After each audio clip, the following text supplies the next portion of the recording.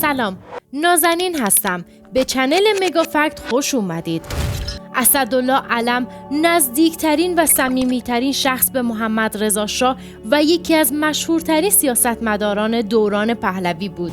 من میخوام از اول شروع کنم، یعنی خیلی قبلتر از به دنیا اومدن اسدالله علم.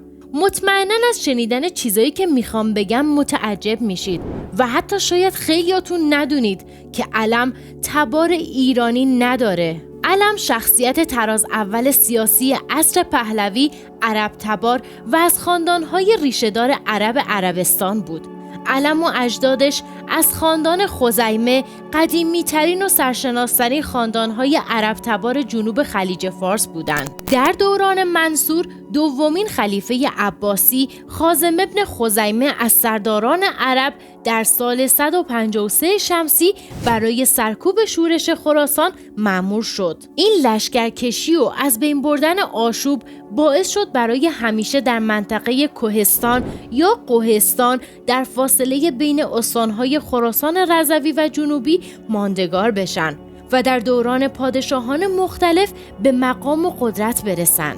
بعدها طایفه خزیمه به دو دسته تقسیم شدند. شاخه اصلی اسم خزیمه رو حفظ کردند، ولی شاخه دوم اسم امیرعلم خان رو روی خودشون گذاشتن که معروفترین امیرعلم خان پدر اسدالله علمه. امیر محمد ابراهیم خان علم ملقب به شوکت الملک دوم در زمان مظفرالدین شاه امیر بیرجند و قائنات و از مباشران قابل اطمینان رضاشاه پهلوی بود.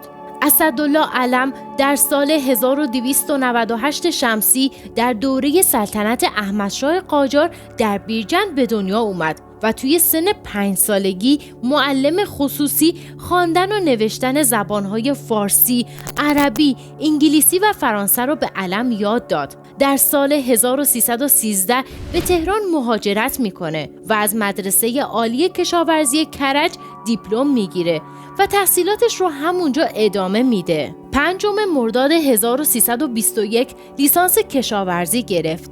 به گفته خود علم، پدرم پیشنهاد رضاشاه در رابطه با ازدواج من با دختری از خاندان قوام الملک شیرازی رو ناغافل به من داد و من هم متعجب بودم و دنبال دلیل برای عنوان شدن این پیشنهاد بودم و دلیل پدرم رو گوش دادم و در آخر خواسته پدرم رو قبول کردم. به این شکل اسدالله در سال 1318 با ملکتاج ازدواج کرد و صاحب 2 دختر به نامهای رودابه و ناز در سالهای 1323 و 1326 شدند. یادداشت‌های روزانه علم مهمترین چیزی که از خودش به جا گذاشته. علم در اولین سال وزارت 10 ساله دربار محمد رضا شاه نوشتن یادداشت‌های روزانه رو شروع کرد. سالها بعد توسط علی نقی عالیخانی تصحیح و منتشر شد که این یادداشت‌ها سالها بعد از مرگ علم و محمد رضا شاه با همکاری انتشارات ایبکس در مریلند آمریکا چاپ شد. شروع نقطه اتصال خانواده علم با خاندان پهلوی ازدواج علی محمد قوام برادر ملکتاج با اشرف پهلوی خواهر دوقلوی محمد رضا شاه بود. این ازدواج باعث شد خاندان امیرعلم خان با یک تیر 2 نشان بزنند. هم رابطه فامیلی با خانواده قوام الملک شیرازی از خانواده‌های بانفوذ و قدرتمند استان فارس، هم با خاندان قدرقدرت پهلوی. این پیوندها باعث شد جایگاه و موقعیت سیاسی علم توی ساختار قدرت اون دوران ایران از قبل محکمتر بشه. البته بعد از تبعید رضاشاه از ایران در شهریور 1320 اشرف از این فرصت استفاده کرد و از علی محمد قوام الملک جدا شد. اسدالله علم و ملکتاج بعد از فارغ التحصیلی اسدالله در سال 1321 برای رسیدگی به املاک خانوادگی و نزدیکی بیشتر با پدرش راهی بیرجند شدند و تا سال 1328 که اسدالله به وزارت کشاورزی کابینه محمد ساعد مراغه‌ای رسید در بیرجند بودند. به خاطر شناختی که احمد قوام السلطنه صدر اعظم وقت از خاندان امیرعلم خان و نفوذشون در شرق کشور به خصوص شمال استانهای سیستان و بلوچستان و جنوب استان خراسان داشت، اسدالله جوان در شهریور 1326 با حکم احمد قوام و محمد رضا شاه فرماندار استان سیستان و بلوچستان شد و تا سال 1328 در این سمت باقی موند. علم خیلی توانا و کاردان در اداره امور بود و مخصوصاً گزارش‌هایی که از اوضاع میشد باعث جلب توجه و اعتماد بیشتر محمد رضا شاه و صدر اعظم شد. به خاطر همین اعتمادها در 24 دی 1328 در سن 30 سالگی به عنوان وزیر کشاورزی به کابینه محمد ساعد مراغه‌ای وارد شد.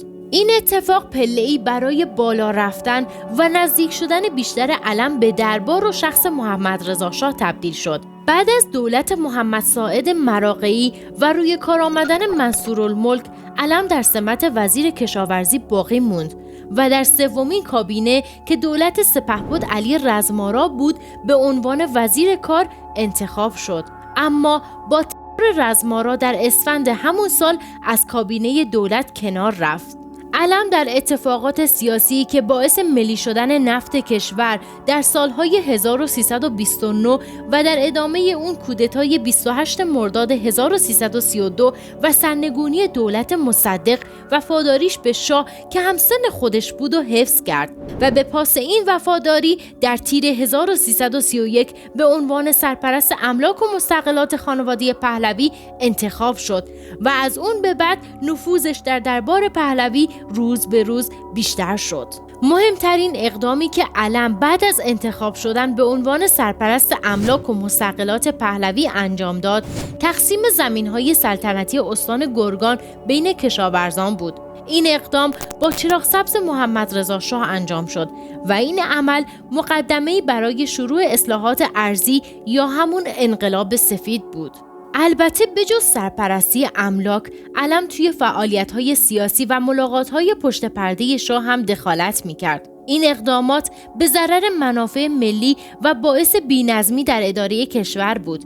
به همین خاطر مصدق علم و محترمانه به بیرجند تبعید کرد. با سقوط دولت مصدق دوباره به تهران برگشت و سرپرست املاک و مستغلات پهلوی شد و از همه مهمتر بیشتر از قبل مورد اعتماد شاه قرار گرفت. علم توی 18مین دوره مجلس شورای ملی در بهمن 1332 به همراه رقیب خودش جهانگیر تفضلی از شهرستان زابل شرکت کرد و در این رقابت پیروز شد، ولی از رفتن به مجلس منصرف شد و به جای علم تفضلی وارد مجلس شد. محمد رضا شاه در فروردین 1334 تصمیم به برکناری رئیس دولت کودتا یعنی سپهبد فضلالله زاهدی گرفت و علم مأمور شد برای قانع کردن زاهدی برای استعفا. بعد از موفق شدن علم از این مسئولیت به عنوان وزیر کشور در کابینه حسین اعلی منصوب شد. این مسئولیت تا فروردین 1336 ادامه داشت و استانداران و فرماندهان سراسر کشور رو هر کدام به شکلی تغییر داد که تمام دستورات محمد رضا شاه اجرا بشه. بعد از تمام شدن کار دولت حسین اعلی، علم تا تابستان 1341 به عنوان نخست وزیر انتخاب شد. در 3 کابینه منوچهر اقبال، جعفر شریف امامی و علی امینی هیچ مسئولیتی نداشت. علم در این دوره انتخابات مجلس 19 رو برگزار کرد. مطبوعات رو کنترل می کرد و جلوی منتشر شدن مطبوعات مخالف رو گرفت. لایحه انجمنهای ایالتی و ولایتی رو اجرا و لایحه تأسیس ساواک رو تقدیم مجلس کرد. 28 شهریور 1335 لایحه تأسیس ساواک در دولت حسین اعلی تدوین و برای تصویب به 19مین دوره مجلس شورای ملی ارائه شد و بعد از بحث و گفتگوی زیاد در این مجلس به تصویب رسید. 10 بهمن در دستور کار دومین دوره مجلس سنا قرار گرفت. به خاطر جنجالی بودن لایحه مورد انتقادها و مخالفت‌های فراوان نمایندگان این مجلس قرار گرفت، اما در آخر تصویب شد و برای اجرا به دولت اعلی ابلاغ شد. قبل از تأسیس ساواک، شهربانی و اطلاعات شهربانی مسئول برقراری امنیت کشور بودند و روشی هم که اطلاعات شهربانی برای امنیت اجرا می‌کرد با روش ساواک خیلی متفاوت بود. وظیفه ساواک از این قبیل بود: کسب اطلاعات لازم برای حفظ امنیت ملی، کشف جاسوسی، مقابله با نقض کنندگان قوانین ضد سلطنت و ضد مبارزه مسلحانه، مرتکبان جرم‌های نظامی و عاملان سوء قصد به جان شاه و ولیعهد. علم در دوره وزارت کشور اقدامات دیگه‌ای هم انجام داد، از جمله طرح 6 ماده‌ای محمد رضا شاه معروف به انقلاب سفید که شامل 6 طرح از جمله لغو لایحه رژیم ارباب رعیتی با تصویب لایحه اصلاحات ارضی، لایحه ملی کردن جنگل‌ها، لایحه فروش سهام کارخانجات دولتی به عنوان پشتوانه اصلاحات، لایحه سهیم کردن کارگران در صنایع کارگاه‌های تولیدی و لایحه ایجاد سپاه دانش را با رفراندومی که برگزار کرد به تایید مردم رساند. علاوه بر این موارد، در نشستی فوق‌العاده در اسفند 1341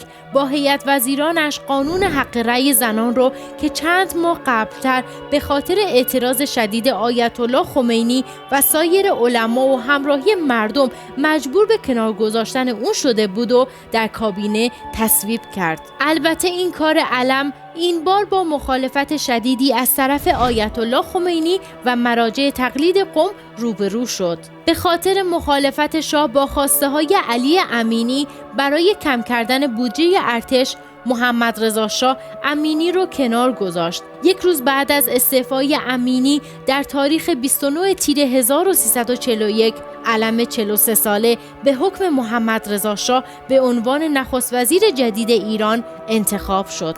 کابینه علم کارش رو با صادر کردن اعلامیه‌ای با این محتوا که دولت ایران به هیچ کشوری اجازه ایجاد پایگاه موشکی در ایران رو نمیده شروع کرد. این پیامی روشن و مثبت برای پاک کردن کدورت بین ایران و اتحاد جماهیر شوروی بود. محمد رضا شاه علم رو مأمور کرد تا در پست وزارت هم انقلاب سفید رو از طریق اصلاحات ارضی به سرانجام برسونه و همین که جلوی اعتراضات رو بگیره. مخالفت‌های مردمی با انقلاب سفید اولین بار از استان فارس شروع شد و باعث درگیری مردم و شهربانی شد. البته این اعتراضات بعد از 2 ماه سرکوب شد. یکی دیگه از گرفتاری‌های کابینه علم تظاهرات پراکنده گروه‌های مختلف توی شهر تهران و قم بود که شامل گروه‌های چپ، جبهه ملی و بعضی از بازاریان و روحانیون که از طرف خانها و مالکین بزرگ حمایت می شدن بود. اواسط بهار 1342 گزارش‌هایی از تظاهرات احتمالی مردم در خرداد ماه به دربار و دفتر نخست وزیر رسید. پیشبینی علم این بود که وضعیت سیاسی کشور از قبل آشفته‌تر میشه.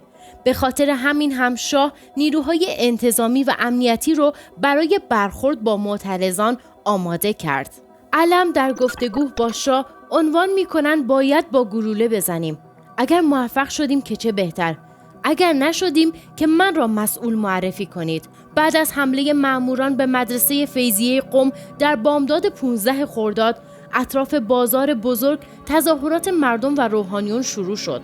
علم که آمادگی کامل برای مقابله با تظاهر کنندگان رو داشت، به سپهبد نعمت‌الله نصیری رئیس وقت شهربانی تلفنی دستور تیراندازی به مردم رو میده و در برابر تردید نصیری به تیراندازی به اون تذکر میده که به عنوان نخست وزیر این دستور رو میده و بعد از اون خودش رو به دفتر شهربانی میرسونه. بعد از کشتار مردم کمیسیونی بی‌طرف تشکیل شد و افرادی همچون رضا مجد از بازاریان معتمد و خوشنام، ستاره فرمانفرماییان و یک قاضی بلندپایه تعداد جانباختگان رو 86 نفر و زخمی‌ها رو 193 نفر اعلام کردند. سر آنتونی پارسونز، آخرین سفیر انگلیس در ایران و دوست نزدیک اسدالله علم، در خاطراتش علم رو مسئول اصلی سرکوب قیام 15 خرداد 1342 معرفی کرد. علم در سال 1975 درباره حوادث اون زمان گفت: من چاره‌ای جز این کار نداشتم. اعلیحضرت خیلی دلرحم هستن و از خونریزی خوششان نمی آید. علم به وزارتخانه‌های اقتصاد و دادگستری کشور دستور داد از خانواده قربانیان 15 خرداد حمایت کنند. طبق گزارش کمیسیون 3 نفره ذکر شده، برای هزینه زندگی خانواده‌هایی که در این اتفاق سرپرست خودشون رو از دست دادن، حقوقی تعیین و این حقوق تا زمان پیروزی انقلاب اسلامی در بهمن سال 1357 از بودجه نخست وزیری به صورت ماهانه به این خانواده‌ها پرداخت می‌شد. مأموریت دیگه علم در مقام نخست وزیری برگزاری انتخابات مجلس در جهت اهداف انقلاب سفید بود. در این انتخابات ترکیب نمایندگان با دوره‌های قبل تفاوت داشت. برای اولین بار چند زن به مجلس راه پیدا کردند و گروهی از کشاورزان و کارگران هم نماینده شده بودند و دیگه از زمینداران و افراد با نفوذ مجلسی خبری نبود. اینکه الان ما خانم‌ها حق رأی داریم و یا میتونیم نماینده مجلس باشیم به خاطر تلاش‌های آقای علم و حمایتشون از حقوق زنانه. بعد از سرکوب مردم در قیام 15 خرداد، حذف علم از نخست وزیری کلید خورد. آمریکایی‌ها با همکاری عناصر داخلی خود حسن علی منصور رو به عنوان رهبر جریان اصلاح طلب و روشنفکر وارد 21مین دوره مجلس شورای ملی کردند و با حضور 40 نفر از نمایندگان همفکر منصور اکثریت مجلس رو در اختیار گرفتند. همین افراد بستر نخست وزیری منصور رو فراهم کردند و توی همین راستا حزب ایران نوین با دبیرکلی منصور تأسیس شد و اکثر نمایندگان مجلس به عضویت این حزب در اومدن و علم در 17 اسفند سال 1342 از نخست وزیری استعفا داد و بعد از اون استعفا به ریاست دانشگاه پهلوی شیراز انتخاب شد و در این مسئولیت تا 19 آبان 1345 باقی موند و بعد به عنوان وزیر دربار انتخاب شد. علم در این سمت خیلی به شاه نزدیک شد. هر روز با هم صحبت می‌کردن و چند روز در هفته همدیگر رو می‌دیدن. بیشتر مواقع شام و نهار رو با هم می‌خوردن. علم به حدی به شاه، همسر و فرزندان شاه نزدیک بود که برای شهبانو فرح هدیه می‌فرستاد یا بعضی مواقع با فرهناز پهلوی همبازی می‌شد و فرهناز روی شانه‌های علم کولی می‌گرفت. این روابط صمیمی بین شاه و علم باعث شد که رابطه‌شون از حد مسائل کاری فراتر بره و نزدیکی عاطفی پیدا کنن. علم در طول 10 سال وزارت دربار چند مقام تشریفاتی دیگه هم داشت، از جمله آجودانی مخصوص محمد رضا شاه، نمایندگی ویژه شاه در هیئت مدیره بنگاه ترجمه و نشر کتاب، مدیرعامل کمیته پیکار با بیسوادی، عضویت در هیئت مدیره سازمان شاهنشاهی، خدمات اجتماعی و دبیرکل مجدد حزب مردم. تاجگذاری محمد رضا شاه و برگزاری جشن‌های 2500 ساله شاهنشاهی در تخت جمشید در اون دوران شروع شد.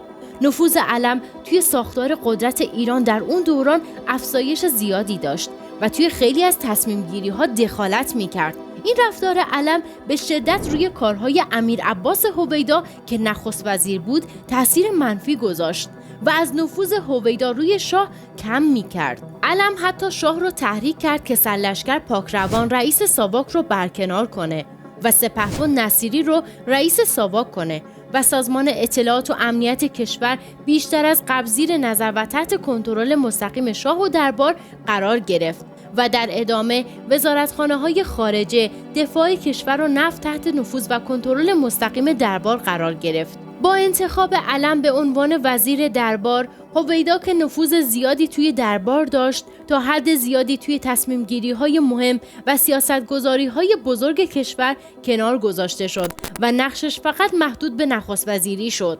اما رقابت بین این دو نفر توی دربار همیشه کم و زیاد می شد. سال 1356 علم برای معالجه بیماری سرطان خون مجبور به ترک کشور و بستری شدن توی بیمارستان‌های اروپا شد، ولی به عنوان وزیر دربار مسائل اجتماعی و سیاسی کشور رو دنبال می‌کرد. بیماری سرطان که باعث مرگ اسدالله علم شد در سال 1347 توسط پزشکان ایرانی و سوئیسی شناسایی شد. علم بعد از مبتلا شدن به سرطان خون بیشتر از 10 سال زنده نموند. بزرگترین علامت بیماریش کاهش وزنش بود، طوری که آخرین روزهای عمرش به 47 کیلو رسید. بعد از بدتر شدن حال علم، محمد رضا شاه از علم خواست که استعفا بده و علم هم این کار رو انجام داد. به این ترتیب امیر عباس هویدا در روز استعفای علم جانشین او در پست وزارت دربار شد. علم دوران نقاهتش رو در شهرستان بیرجند گذروند. در تاریخ 19 آبان 1356 دچار خونریزی داخلی شد و برای ادامه معالجه به تهران منتقل شد و روز بعد به پاریس اعزام شد و بعد از چند روز به ایران برگشت و دوباره در اواخر دی 1356 در بیمارستانی در پاریس بستری شد و با وجود چندین عمل جراحی حالش بدتر میشد. در اواخر سال 1356 برای معالجه بیشتر به آمریکا اعزام شد و در بیمارستانی در شهر نیویورک بستری شد و سرانجام در ساعت 11 روز جمعه 25 فروردین 1357 درگذشت. جسدش روز بعد به تهران منتقل شد و روز یکشنبه 27 فروردین 1357 در آرامگاه خانوادگی خاندان علم در حرم امام رضا دفن شد. جای تعجبه که شاه و اعضای خانواده‌اش در مراسم تشییع که در مدرسه سپهسالار برگزار میشه شرکت نمی‌کنن و فقط با فرستادن یه تاج گل به خانواده علم تسلیت میگن. علم تنها کسی بود که همیشه کنار محمد رضا شاه بود و نمیشه فهمید چرا خاندان سلطنتی توی این روز در کنار همسر و دختران علم نبودن و فقط با یه تاج گل تسلیت گفتن. دوستان عزیز مگافکت، این بود داستان زندگی شخصی که تمام عمرش رو صرف خدمت به شاه و مملکت کرد. لطفاً زیر همین ویدیو نظرتون رو کامنت کنید و برای اینکه حسابتون نپره کامنت انگلیسی بذارید و اگه این ویدیو رو دوست داشتید لایک کنید. ممنون از همراهیتون.